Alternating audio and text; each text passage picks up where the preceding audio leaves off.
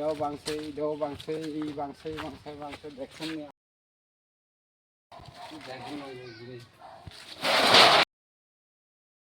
কয়ে লাভ নাই।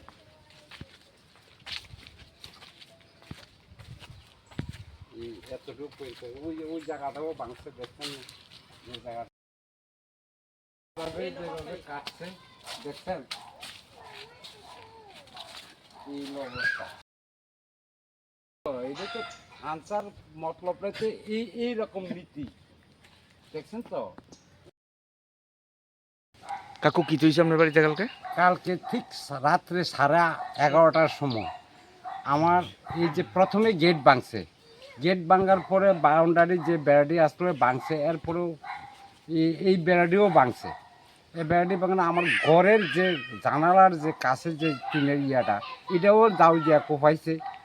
তো এগুলি কি, আর এরপরে আমি যখন বাইরেছি তখন শব্দ তো বিকট শব্দ হইতেছে, টিনের শব্দ। এই গুলটি দিয়ে কীভাবে মারছে আমার কানে দিয়ে কাছে দিয়ে গেছে, আমি ঘরে ঢুকতেছি। কারণ এটা তো অস্ত্রের মতন একটা, যেখানেই লাগে সেখানে তো আহত অনেক কথা। এই কারণে আমি ঢুকে গেছি। কারণ এই যে গণতন্ত্রের মধ্যে এভাবে যে করে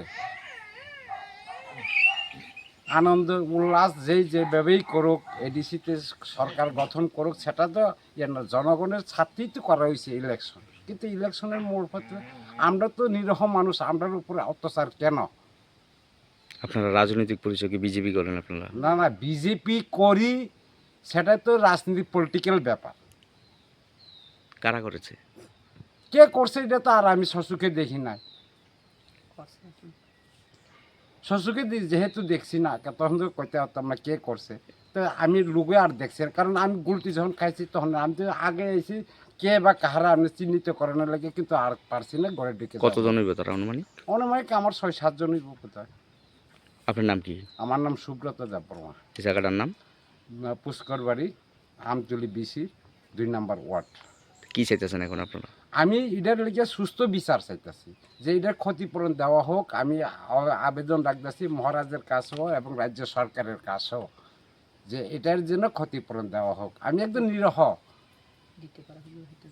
আর যারা এই কাজগুলি করছে তাদের জন্য, তাদের কাছে আমার একটা অনুরোধ থাকবে যেন দ্বিতীয়বার এরকম যেমন না হয়, এটাই